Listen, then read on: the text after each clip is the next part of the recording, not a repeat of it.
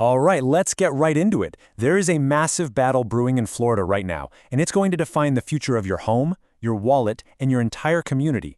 We are talking about property taxes and a truly historic push to either radically change them or get rid of them for good. So, let me ask you a question. Do you really own your home? I mean, think about it. Even after you've paid off that mortgage, you still have to cut a check to the government every single year. And if you miss a few payments, you could actually lose your home. It's no wonder so many people in Florida feel like they're just paying rent to the government.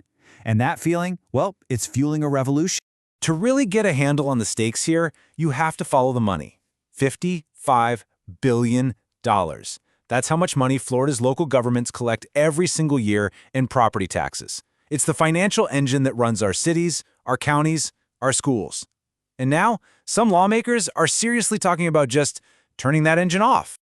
Okay, so here's our game plan. First, we're going to explore why Florida has hit this major crossroads. Then we'll break down the two main plans going head-to-head, the big cut versus the grand swap. After that, we'll analyze who the winners are, why the clock is seriously ticking on this decision, and finally, what it all means for the future of funding in Florida. You've seen it, right? Property values are soaring, and tax bills are right there with them. Well, that frustration has officially hit a boiling point. Lawmakers have filed over 11 different proposals this session to deal with it.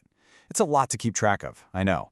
But when you cut through all the noise, this entire debate really boils down to two very different philosophies. So this is the fundamental choice. In one corner, you've got the reformers. They're saying, let's give homeowners a massive tax cut, but keep the basic system we have. In the other corner, you have the abolitionists. They're saying, nope, let's tear the whole thing down, eliminate property taxes, and start over with something new. So let's look at what their plans actually are. First up, let's talk about Plan A, the big cut. This is the reform approach, and its champion is a bill called House Joint Resolution 201. You can kind of think of this as the less extreme option. It's designed to give huge relief to homeowners without totally blowing up the way our local governments are funded. So how does it work? Well, if you live in your primary residence, what Florida calls a homestead, this bill would wipe out the part of your property tax that goes to your city and county. Poof, gone. But, and this is a really big but, you would still pay the part that funds schools. So it's a huge cut, no doubt, but your bill doesn't go to zero. And the hit to local government budgets? A staggering $18 billion a year. And just to be super clear, when we say non-school taxes, what are we talking about? Well, it's the money that pays for the core services you see and use every day. You know, the people who pick up your trash, who keep the local parks looking nice, who run the libraries, their paychecks are funded by these exact taxes. Now here's where it gets really interesting. This plan has a built-in safety net for law enforcement. It would literally make it unconstitutional for cities to cut police funding. So think about that for a second. If a city is facing a massive budget hole, but they are legally forbidden from touching police funding, where do the cuts have to come from? Right. Parks, public works, libraries, everything else we just mentioned. Okay, so let's shift gears and look at the other major contender. This is Plan B, the grand swap. It's been called the nuclear option, and it's known as House Bill 791. This plan doesn't just cut property taxes, it wants to erase them from existence for everyone. Homeowners, renters, and businesses. Of course, there's a price for all this freedom, right? You can't just get rid of a $55 billion tax. So here's the trade-off. First, the statewide sales tax would jump from 6% to 9%.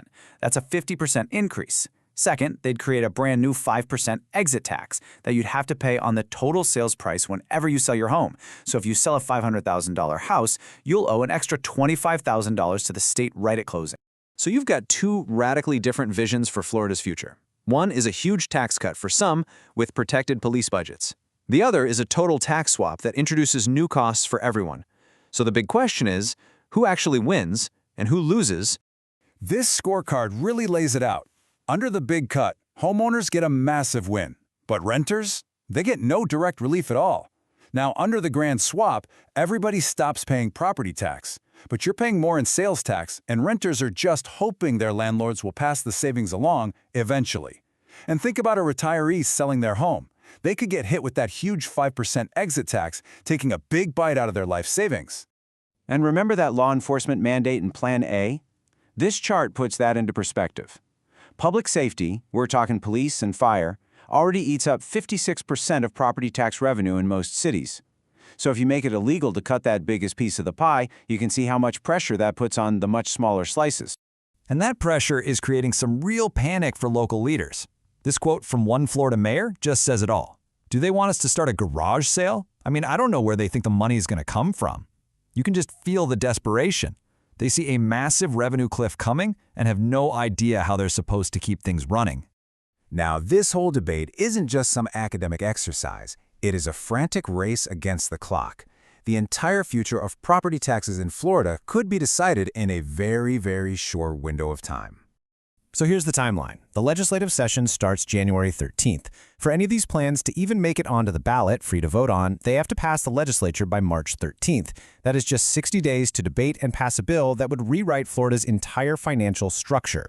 If they manage to do it, the final decision will be up to the voters in November. And here's the thing.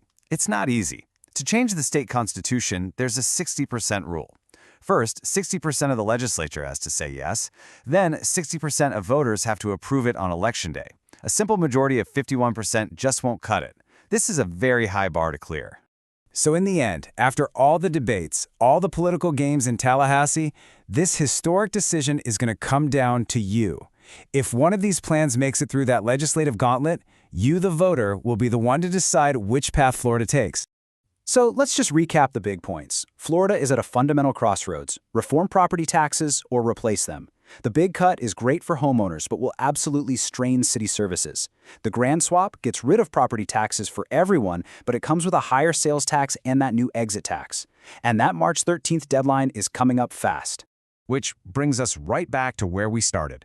Everyone wants to truly own their home, free and clear. But these plans show that there is a cost to everything.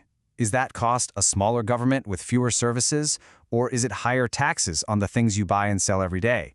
That is the multi-billion-dollar question that Florida has to answer.